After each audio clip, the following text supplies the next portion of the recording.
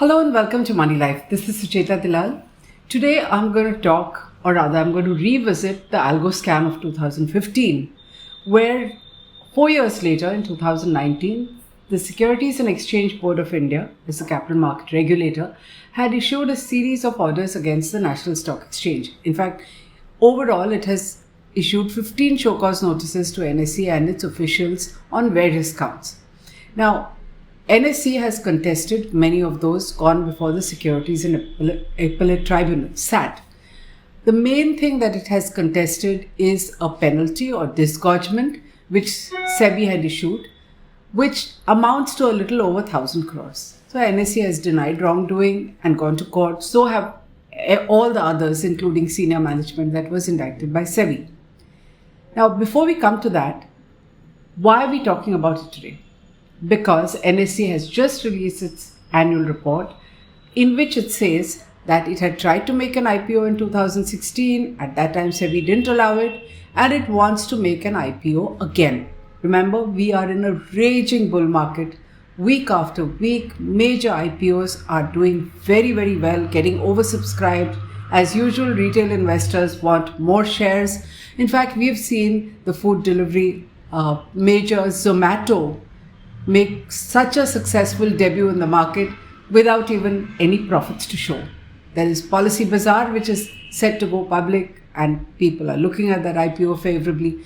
So when you have what is the largest derivative market in the world, the National Stock Exchange, with a 70% operating margin, obviously many of its investors, a whole bunch of foreign institutional investors who aggressively wanted it to list even before it got into this 2015 Colo scam, are obviously pushing again for a listing. Do they matter? These guys were completely silent in the last 5 years. So it's not as though they're interested in issues, ethics, governance, or whatever. They are interested in the IPO. So let's keep them aside for a while, except to say that NSE's annual report has written to SEBI for a no objection. Some say it's even filed its IPO documents. But isn't there a catch? Because remember, this colo business is not over as yet. NSE has, as I said, rejected SEBI's order, gone to court, and gone to the SAT. And there are some more investigations, one headed by a former High Court judge, which continue. There are some show cause notices where SEBI has not even issued orders as yet. What NSE says in its annual report, and here's the section we're showing you, is that among the various things that SEBI asked apart from disgorgement was that NSE would not access the capital market for 6 months, not issue equity, shares, bonds, whatever kind of capital market instruments. They are pointing out that after 2019, 6 months are long over, so we have fulfilled it. Can NSE really cherry pick which part of the SEBI punitive action it's going to accept and what it's going to reject? I have never heard of this, nor have people that I spoken to even in the legal community heard anything like this. So think about it. NSE does not want to do the disgorgement of over 1,000 crores, which is pretty small considering that it made a huge amount of money in CAMs alone, an investment where again it has objected to SEBI levying a 1 crore penalty. 6 crores in all, but 1 crore for buying CAMs, on which it's made 6,000 crore, but it's before SAT over there. It seems to have some kind of tacit undertaking with the regulator as well, because it's slowly been working at coming out of it. So after the Algo scam, and please look at our video blogs, we have discussed this in several blogs in detail, so I'm not going to go into details about what the Algo scam was about. But there were punishments. Some of the money that NSE earned through Algo and co-location was supposed to be kept in an escrow account. It recently went to the Securities Appellate Tribunal and got an order in its favor to release that money. That's another 6,000 crore.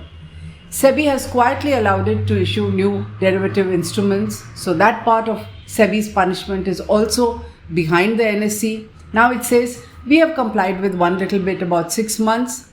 Let's allow us to go forward with an IPO, and it's business as usual. Scam is nicely tied up, wound up, and finished. I don't think it's so simple. Anyway, I asked the NSE managing director, can you cherry pick? So here's what the NSE spokesperson has replied.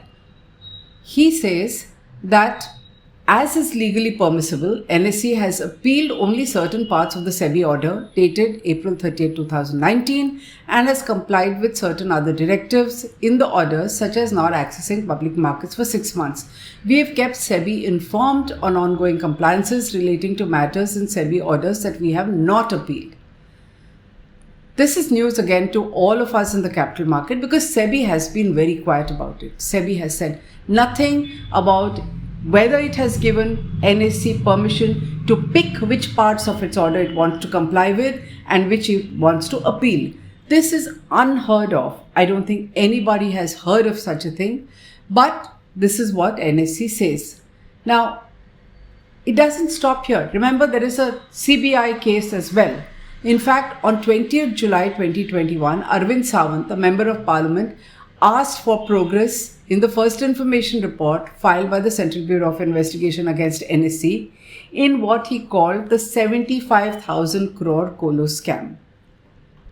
Pankaj Chaudhary, the Minister of State for Finance, in a written reply to the Lok Sabha has said, the CBI has registered a case in the matter of preferential access to the co-location facility by NSE.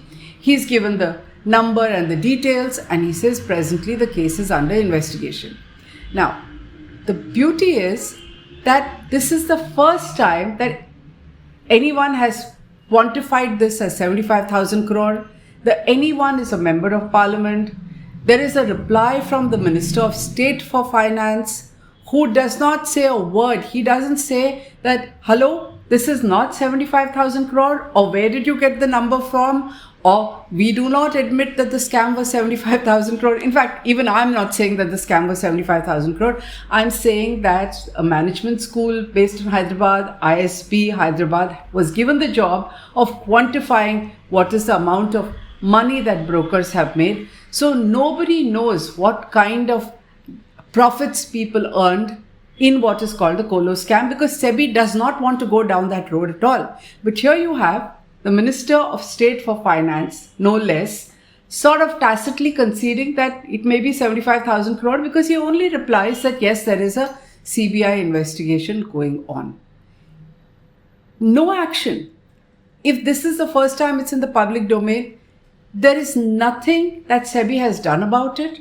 And NSE, of course, is humongously profitable. One of the things that the annual report shows is how well it has done in the last 4 years after the colo scam under a new management.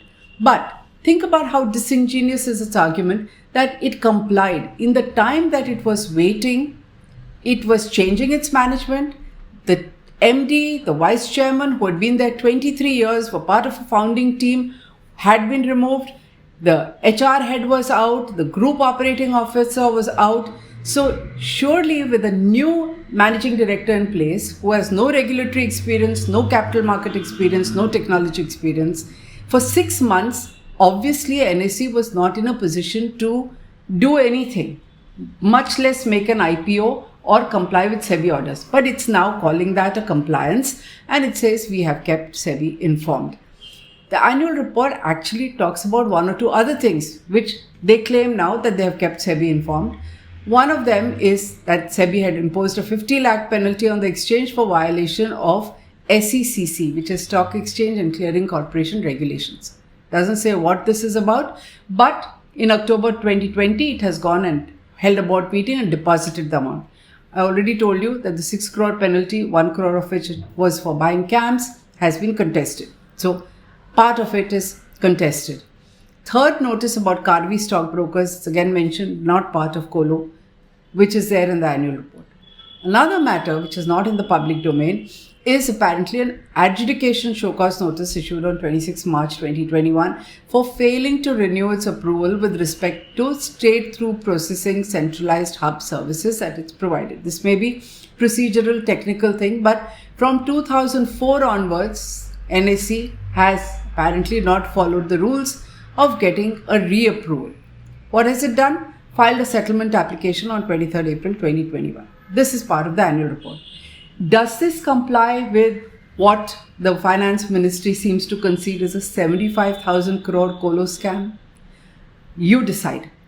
Can it go public without any punishment? Can any regulated entity say, okay, you punish me on 5 counts, I accept 2, 3 others I contest? Will SEBI take this from anybody else? Can any other regulated entity say that we have told SEBI that we are complying with parts of the order and we are not complying with others?